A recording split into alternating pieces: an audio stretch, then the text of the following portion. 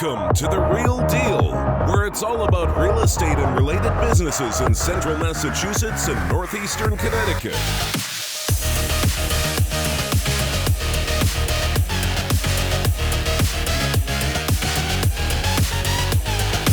And now, your host, Anthony Shabbat of Shabbat and Associates.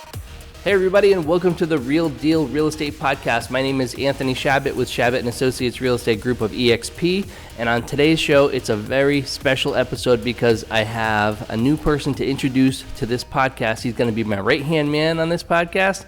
He's my right-hand man in real life at the office for real estate. And his name is Jay Lirette from Lirette Properties. Welcome to the show, Jay. Oh, thank you for having me.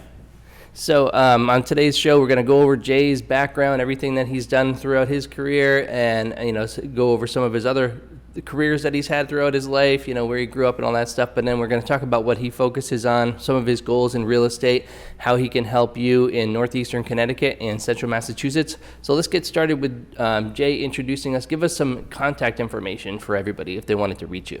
Absolutely. My cell phone number, 860-334-1869. Again, 860-334-1869. I also have j.lirette properties@gmail.com. Okay, great. And then you can come to the office here at 75 Main Street, downtown Putnam, Suite 2, right behind Bare Hands Brewing. And we're usually in here, in and out throughout the day, so you want to give us a call first before you stop over here. But it's a great location. We're right across the hall from 85 Main, right behind Bare Hands Brewing, across the street from the New Irish Pub, then also across the parking lot from the Crossings Restaurant and Brew Pub. So we got a lot of selections around here. Got Victoria Station on the corner. We're right here in downtown Putnam, so it's a great place to be. We're both excited to be here, and we'd love to have you over at the office to grab a cappuccino, play a game of foosball for lunchtime or something like that, and we'd love to see you here. So let's get started with Jay's background, and where did you grow up? That's a funny story. I was actually born in Gardner, Mass. I lived in Winchendon and Rindge, New Hampshire. The funny story is that my mom, anytime that we took a trip anywhere, to the dentist, to the circus, wherever we went, we always got lost in Connecticut. So we ended up moving here so we wouldn't get lost anymore. Jay is a real estate agent, and he also does a lot of flip opportunity type of houses. If you're looking for flips, we do multifamily properties together. Of course, we do residential single-family sales in Connecticut and Massachusetts. And we do a lot of different types of events that I would say the majority of the realtors that I know don't really go to. We go all over Connecticut and Massachusetts and attend these events specifically for multifamily investment properties, and talk with mentors and people that are really successful in the business, and go to meetups and stuff like that, which has been a little bit challenging with COVID because you have to be real careful about where you go. Can't get too many people there, got to wear masks. It's a little bit different than it has been before, social distancing and everything. So I wanted to give you a little bit of background on Jay before he continues too much. So he's a real estate agent. If you're looking to sell your house or you're looking to buy a house, he's the person that you can give a call to, or you can send him an email, and then he'll help you out, get you started, get you pre-approved, go to showings, and then if you want to list your home, we do all of the virtual tour, the photo, professional photography, drone photo, drone video, floor plan, you name it, we do the works with every listing. So continue on, Jay, with your background a little bit more. So where did you grow up again? Gardner, Massachusetts? Yes, that's correct. We ended up moving to Connecticut. I went to school from 5th grade to senior year at Putnam. And then I moved to Killingly, which I now reside. And I've done things with the community as far as coaching, announcing, a lot with the youth. So I hear that you do announcing at the games in Killingly. What types of games do you do that at? Yes, actually, I've announced for KBMF, which is our youth football program, merges Killingly and Brooklyn together for the football and cheerleading programs down at the old high school in Killingly. I've also done all-star baseball and softball games as well. I've attended a lot of those games, so have you been doing it for maybe 5, 6, 7, 8 years? Yeah, I've been involved quite a while with both organizations, with the Killingly Little League and KBMF. Interesting. Yeah. So we probably have seen each other or met, or sometimes I'll go up to the DJ booth and talk to the guys over there just to say hi. So after high school, what types of different careers did you have throughout your life? Actually, a majority of my career, I was a member of the Work to Die program in many of the different corporate America warehouses that we have in this area.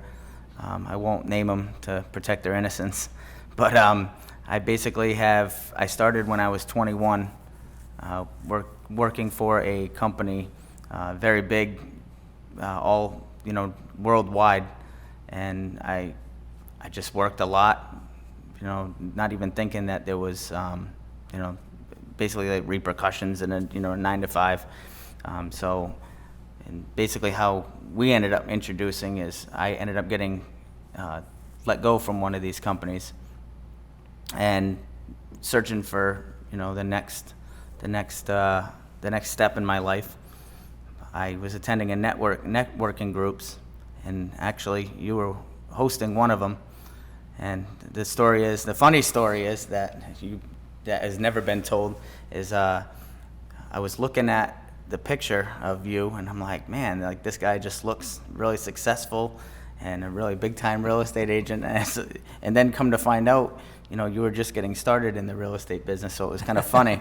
But how I looked at the picture, I was like, man, this guy, like really successful, and let me just jump into this networking group. We ended up meeting, and a little bit of that story is, after some referrals that I was giving you, you basically said, you got to get your license. And so was this at Victoria Station Cafe? Yes. Okay, so was this the first Wednesday's real estate meetup that we met? No, at we actually did. It was before the Quiet Corner one. It was that one. We ended up Northeast Connecticut Networking Group. Okay, yeah. And that's crazy that I basically met my right hand man from a networking group that I created. That's super cool. I never knew that before. I mean, yeah. I knew we met at one of those meetings. I wasn't sure which one it was. And although we knew mutual people that we have come in contact, with each other from those people. So I always tell, I gotta interrupt a little bit. So Jay is one of the biggest go-getters I've ever met, because what happened was, like he's saying here, what happened was I said at this meeting, if anybody knows of any commercial buildings for sale or things that look like they might be available, let me know, and maybe I can get you some sort of a gift card or something like that as a thank you. You can't really go too crazy as a real estate agent when you're compensating agents, basically unlicensed agents, so you can't do that. So but what I told them is, if you do get your license, you can do a referral, and we can do a 25% referral. So if I end up getting $1,000 on a commercial lease or something like that, you'd get $250. Or if I get a $10,000 commercial lease, you get $2,500. And I said, but in order to do that, you have to get your license. So he kept sending me these referrals. And I said, after a period of time, I'm like, man, what are you doing? You got to get your license. You got to be a real estate agent. So he eventually got his license, and the rest is history. So here we are. I think it's probably been about a year and a half, something like that, since you started the classes. And so we, gradually progressed, and we've covered a lot of bases in the meantime. But so we don't just go out there and do just single family houses. We do a lot of different types of creative real estate. And it covers pretty much the full range of anything that you can imagine. So it's kind of like we're dipping our toes in a lot of different areas. We've done a lot of residential, but we're also doing all of the other stuff too, so that in 10 years, we're going to have a lot of experience in a lot of areas, instead of just one area that we've been focusing on 100% of the time. So I didn't mean, I just figured I'd tell a little bit of background on Jay Lirettte, how we got started and how we first met. Yeah, absolutely. I mean, I think that the future is very bright for us. A lot of the things that we're pushing to do, and we're always increasing the ceiling, always trying to progress forward in a lot of different areas. Especially with this podcast, we're trying to, push this and consistently, bring on people that have a big effect in our market and other markets. I don't think that there's any agents that are really pushing the threshold of other areas in the industry as much as we are. So I can kind of talk about that a little bit. For example, in real estate, we're going through a great time right now. Houses are selling really quick. The last 4 houses that I had, basically we had offers on the first day on the market, and most of them were sold either the first day or the second day under agreement and over asking price. So it's a great time to get listings, but the listings are so few and far between that it's hard to get listings right now because there's so little inventory on the market. People have either refinanced or they've already sold their house or they've already bought another house, so there's a limited pool of people. And also with COVID, I think people are a little bit apprehensive to make any changes right now because they don't know what the future holds. So they're just kind of hanging on to what they have. So the inventory is extremely small. So if you are looking to sell your house, it is a great time because you'll never get, in my opinion, my experience, you'll never get more money for your house than you will right now. Yes, I agree. Interest rates are low, so people can afford more per month. With a 2.5% interest rate for your mortgage. You can afford a lot more than you could have when it was 3.5, or especially 5.5.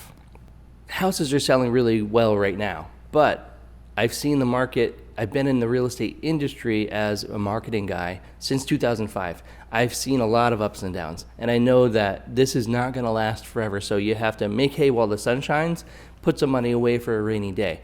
At the same time, I like to have multiple streams of income. So we do photography, drone videos, virtual tours, floor plans, as an additional income source. I personally would love to become an appraiser. We were talking about this just yesterday. I think an appraiser would be a good thing to do. Another stream of income. Multifamily investment properties, another stream of income. And I think eventually you can't rely 100% on one thing for your income. You have to have multiple streams, which is why we do all these different things, which is why we want to learn all this different stuff. So, well, like they say, an average millionaire has 7 streams of income. And you look at majority of the people that are trying to do it with just one, with savings, it's just not gonna work, and it's not efficient at all.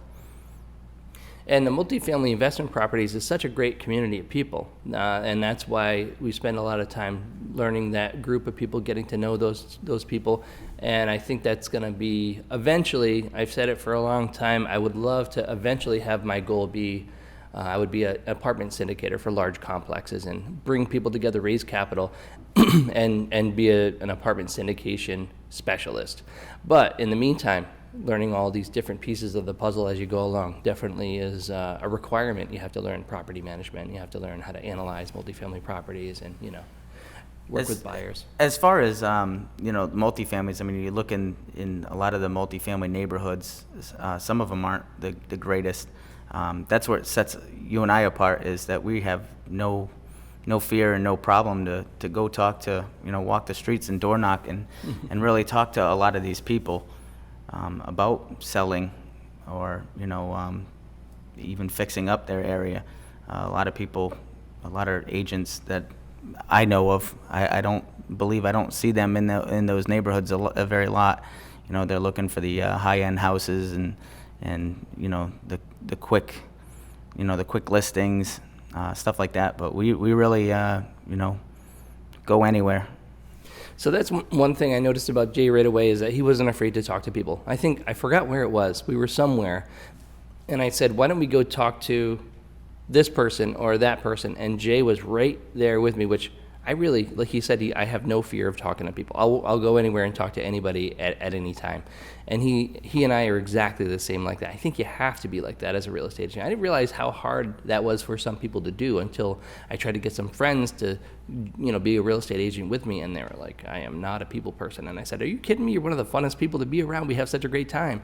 And you're such a people person. But they're like, no, I'm actually an introvert. It's just around you, I'm more comfortable, and I talk to you like that. But Jay really is an extrovert. He will go around and talk to everybody everywhere he goes. Well, the crazy part of that too is the other networking group that we had. We had a real estate meetup, and I attended that, and I met a few people in the industry right away. One of them being Todd Cook, and we talked for a little while there, and he basically said, you are a commercial real estate agent, through and through. And I said, well, why do you say that? And at one point, I was with a company that really taught me to kind of pull away from the corporate work to die program that I mentioned before. and there was other ways of making money, and that you wanted to be an independent, you wanted to work for yourself, and going to these networking groups, I was trying to find that way, and Todd basically said that you walked up and down the street going into every business, and he says, and you walked right into my business and started talking to me, and he says we sat down for an hour after that. So it really was, with Todd being such a inspirational part of the real estate industry for me, as well as you. But Todd really said that with 90% of agents, all it is learning to talk to people, and he says, and you have no fear with that. So I really thought I had really good odds to do well in this industry. So Jay and I also have similar interests in so many different areas that, and as we're getting to know each other a little bit better, we're starting to realize, oh, you like this, you like that, you like this, all these different things. Fly me to the moon. Frank Sinatra, at the office, we're listening to piano in the background and stuff. It's like just so relaxing. And then he's fine with, if we have a list of people to call, or if you want to go and walk around and talk to different people, you can knock on doors and leave information with people and have events and talk to people, and even recording this podcast. So, all right, so I kind of go off on tangents on it. Everybody knows me. I go off on tangents on a regular basis just because I like to expand on certain things. But let's get back to Jay. So Jay he's a part of the community. He's grown up. He was born in, let me summarize real quick, born in Gardner, Massachusetts, came to Connecticut, went to school started in Connecticut at school in Putnam? In Putnam, yep. 5th to high school, I went to Putnam. Actually, 4th grade, I attended Woodstock for a half a year. And then, like I said, I moved out into Killingley, worked to die program for majority of the 21 to probably almost 40. So almost 15 to 20 years in the corporate work to die warehouse. So I should also say, same situation with me too. I grew up in Northeast Connecticut, and I was doing all kinds of just crazy jobs all over the place, warehouses, shipping, stuff like that. And then at one point I decided that I wanted to open a business, and it was a web design company. And then I went from web design to video production, and then from video production I went into real estate photography and drone videos, virtual tours, floor plans, real estate license. And since then I realized that real estate was really the thing that I wanted to do. So you've had kind of a similar path as I have, in that we found real estate later in life, but it's also, we realized that it's by far our favorite thing that we've ever done. You know what, though, as I was introduced to an idea when I was younger, one of my friend's moms actually was kind of introduced a thought into my head. Oh, you should buy this building. It has 3 units, and you should live in one and rent the other 2 out. And that just seems so fascinating. And then I just never expanded on it. And I look back and I'm like, man, I should have definitely did that when I was younger. I agree. Yeah, I should have also. It did sound so fascinating, and I really loved the idea, and I sat there dreaming about it. So I guess, looking back, there was an introduction of investing in real estate, and I just never captured it, never went after it. And when I was 21, I was really teetering on the idea of either becoming a real estate agent or becoming an insurance person, like insurance sales type of thing. And I was I remember talking to Caldwell Banker back when I was about 21 years old, and I was sitting at my computer. This is quite a while ago, actually. This is 27 years ago. Yeah, wow, that's crazy to think about it like that. I don't know, at 21, I was still thinking that my NFL running back career was still in play. So I really wish that I would have gone into it, but at the same time, my mom always tells me, you've had all these experiences through your whole life that have brought you to this point, and there's a reason for all that stuff. So I guess you have to look at things on the bright side. But at the same time, like if I would have gotten into it back then, I do feel that I would be in a much different place in my life now, and I kind of regret not getting into it a long time ago. Oh, absolutely. I look back, and it's funny because I look back with my biggest thing when I was younger. Of course, I wanted to be in the NFL at one point, and then I got onto the clothing design I actually, for years and years, I sat there drawing and designing, outfits and clothes. And actually, I don't know when it actually came out, but I did finally come out with the clothing line, so I can at least check that off and say, hey, I did it. But it didn't really, sell as much as I thought, or fast as I thought. I thought everybody that was around me was going to buy it, and I thought I was going to be like this, fashion mogul, Russell Simmons. So I do have some clothes left and the memories, and maybe I will cross that bridge again. But at least I can say that I put it out there. Yeah, as Wayne Gretzky says, and I reference on a daily basis, you miss 100% of the shots you don't take. And I'm not even a hockey fan, and I didn't realize it was Wayne Gretzky that said that until everybody kept telling me that. But I do agree with that. I feel like you should. The people that are really missing out are the people that aren't making attempts at doing the things that they want to do.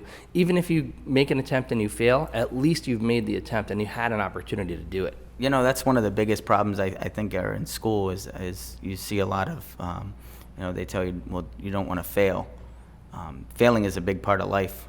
You either, to my purpose, you either win or you learn, and you build from that. So let's see. So where were we? So Jay, came from Massachusetts, came into Connecticut, went to school in Connecticut, had a bunch of jobs throughout his life, and then he finally landed here at real estate. And he got his license in Massachusetts, got his reciprocal license in Connecticut, and then we opened up an office in downtown Putnam. And here we are, recording a podcast, and we're making a lot of progress. Jay just had a closing the other day, and he really helped out some fun people that we love, that we worked with for quite a while, finding the right house. Right now it's a tough time to be a buyer because there's so limited inventory, and every time you go to look at a house and you fall in love with it and you make an offer on it, you're up against some competition because there's multiple offers typically. So but he's very successful in what he's doing, and I'm really happy to be working with him. And so what have you done, what types of real estate have you done so far since you've been in the business? And single family primarily, right? But we've done a lot of learning and planning and networking with the multifamily world. And in the future, we're going to continue with that, doing a lot of single family real estate, helping people buy and helping sellers sell. But then we're also going to continue on that path of the multifamily in the background and commercial real estate as well. So there's three different aspects of it: single family, multifamily, and commercial. And we do all three of them, really. And it's kind of like one of those things where I think my eventual goal used to be that I was going to be a commercial realtor. I started out with the goal of being a commercial realtor, and I was going to start with residential because I felt like it was simpler, and it is. It's a lot simpler than commercial, and there's a lot of and don't get me wrong, you run into things with single-family residential all the time that you've never seen before. You have to be in the business for a long time to see a lot of stuff, and a lot of people that have been in the business for a long time are still seeing things on a regular basis that they've never seen before. But eventually, so you learn that single family, and then and my goal was that eventually to make the transition to commercial. That doesn't make any sense because when you, like 5-10 years down the road, when you want to make the transition to commercial, you don't have any experience in it. So why not learn it as you go, little by little, dabble in it, work with people that understand it, and then eventually you'll get to the point where you've seen enough where you're comfortable with it, and then you make the transition if you want, or you can continue to do residential too.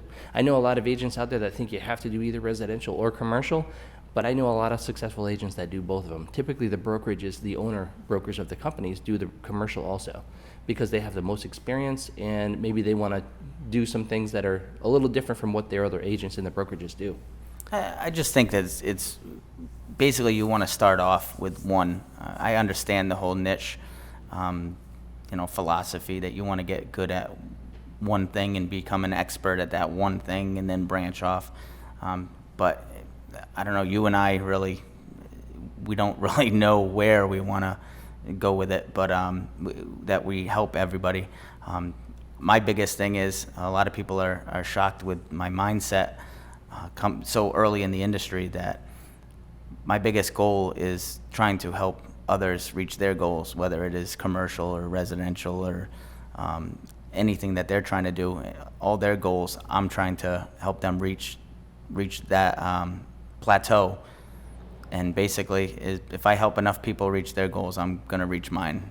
So. Mm-hmm. Yeah, there are a lot of those kind of axioms or proverbs that you hear, and they're so true. So, you miss 100% of the shots you don't take, you help enough other people get what they want, and you get what you want, and it goes on, but they're all very true.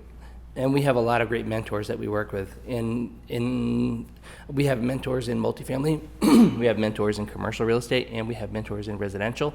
And doing photography and going around and talking to all these people on a regular basis, it kind of expands our sphere of influence, so that when I'm out doing a photo shoot in Massachusetts for Joe Provost or Chris Colas or somebody else, Justin Jarbo, or any of the people that I do photos for, hundreds of realtors all over Central Mass and Northeast Connecticut. When I'm talking to these people, typically they are either brokers of their own brokerages or owners of their own teams, and they've been in the business for a long time. They have a lot of knowledge and experience. And when I'm going out there and we're at a house for an hour and we're talking about stuff, it's a great opportunity for me to bounce ideas off them. And they're in completely different areas than 90% of my business is in Northeast Connecticut. I expand out into Central Massachusetts. But this is where I live, this is where my office is, and this is where I primarily work. So for them to give me advice, it's not affecting their business because they're in a completely different world out there. So they can give me great advice. It's like, if you ever want to learn something, I always say you can talk to somebody that's across the country and even hire them as a mentor. And they will give you some really good advice because you're not their competition. And they're going to tell you all their secrets, and you just have to basically be willing to either pay them or help them in some other way. You can learn anything you want to do. You just have to find the people that know what you want to do and figure out a way to convince them to help you learn it. Yeah, absolutely. I love our area personally. I think being in this area, so much opportunity as you're close to Providence, Rhode Island. You're close to Hartford, Connecticut. You're close to Boston, Massachusetts, and other cities. But you look at Hartford, Providence, and Boston, and they're probably three of the biggest cities in New England. So you're pretty accessible to those cities and other satellite cities, and it's just a great opportunity. Other people always ask me, like, well, why don't you move more toward the city? It's like, this is a perfect spot to really be accessible to those locations. Yeah, I totally agree. It's nice. We're 20 minutes south of Auburn, 25 minutes south of Worcester. We have Providence 45 minutes east. Hartford's about an hour, 50 minutes west of us. New London about 45 minutes or so. And New York City, what's it, about 2.5 hours? I never know because sometimes you run into traffic. About 2.5, 3.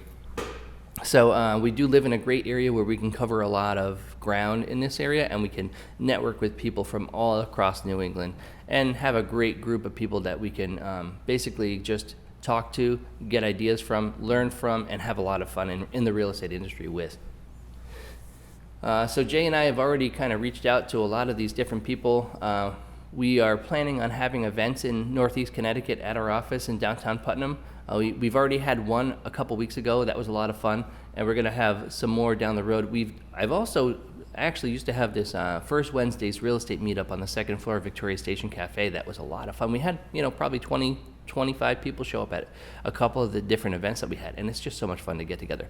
The way I look at it is, why wouldn't you want to get together with like-minded people and have conversations with a wide variety of people about whatever it is you want to talk about? You can bring up things that you're having challenges with, and you'll find solutions to these problems from people that have been in the industry a lot longer than you have.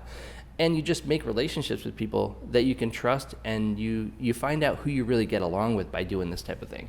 I think it's great to bridge the gap as well. As we're working with lenders, we're working with attorneys, and on those events that you're talking about, you really had that scope of people in those industries that you really could bring them aside and say, hey, I'm dealing with this, or basically in the open you can ask everybody, like, hey, this is what I'm dealing with, and what are you seeing, and what are your thoughts on it? And it really was a great event for everybody that attended.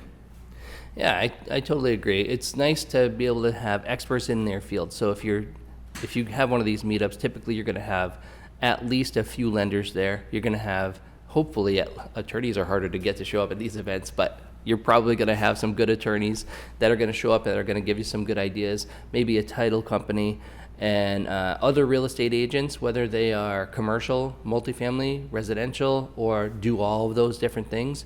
And you might even have contractors that show up that can give you some good help, good information. I do remember a couple of the contractors. Yeah, there was actually a few investors that showed up too as well.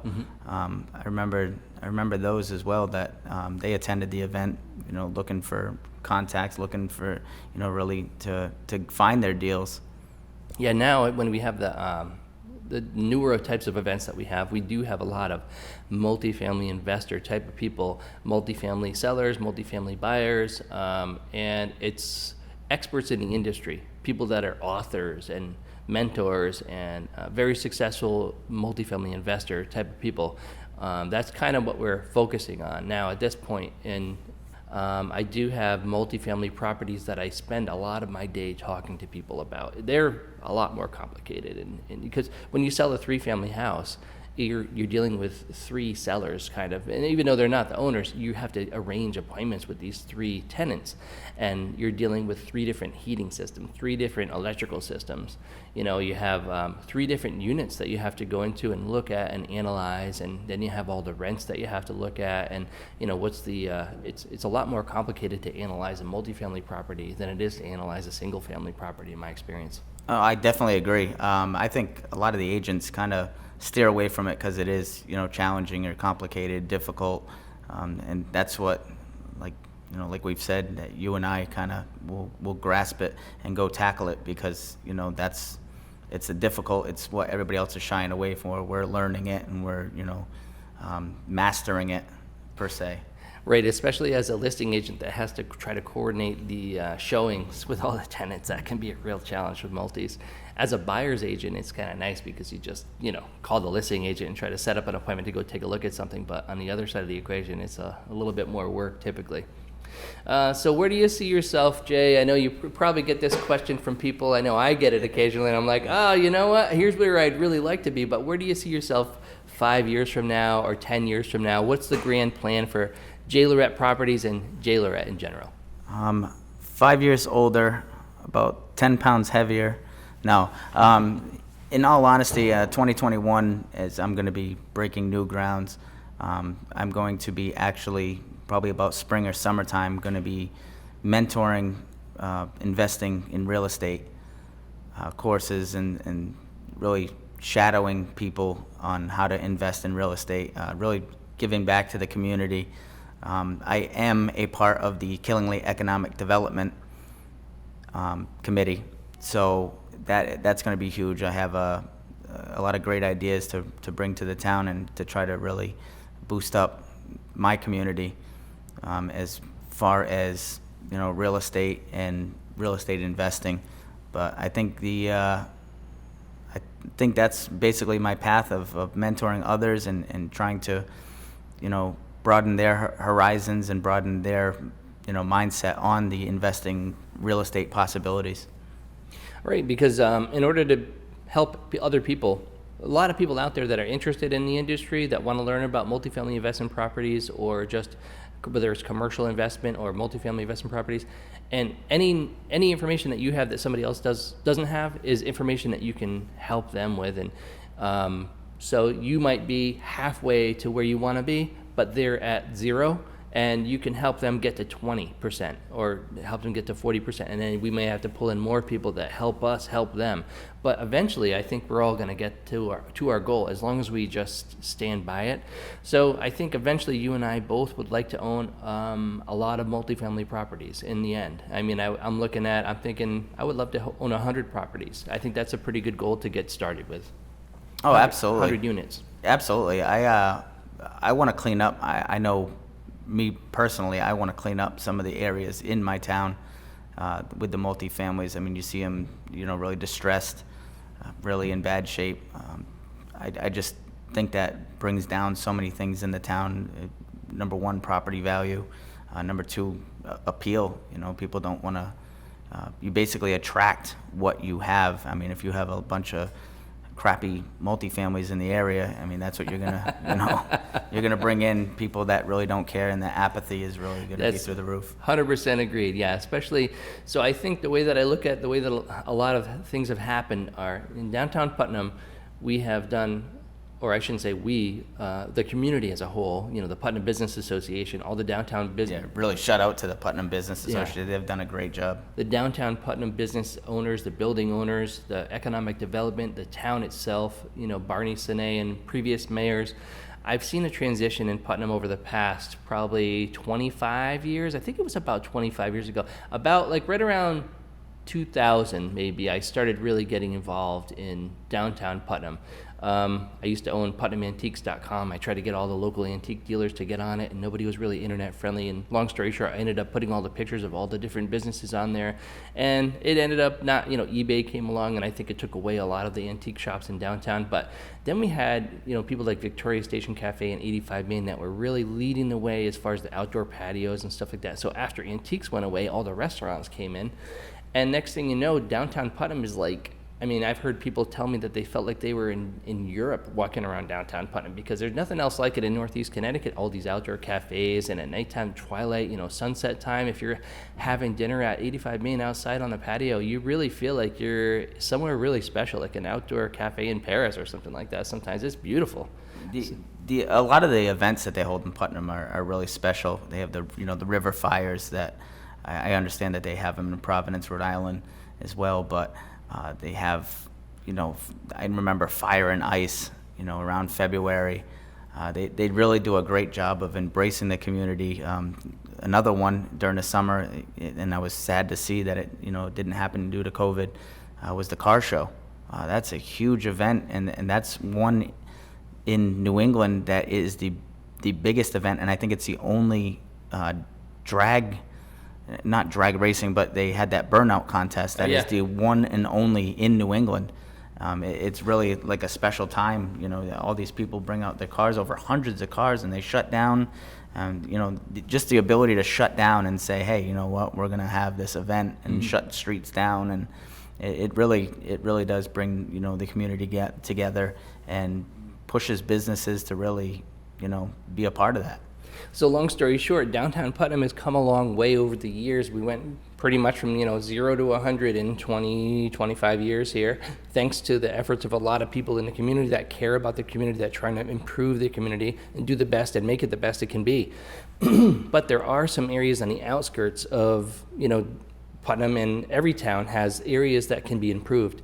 And if we can make our way out into those areas, some of the areas with the multifamily properties, and improve them, take advantage of any opportunities that we can have that are offered by the town, the state, federal government, if we can get special programs to help us either rehab these properties or find other people that are willing to invest in our community that can improve our communities.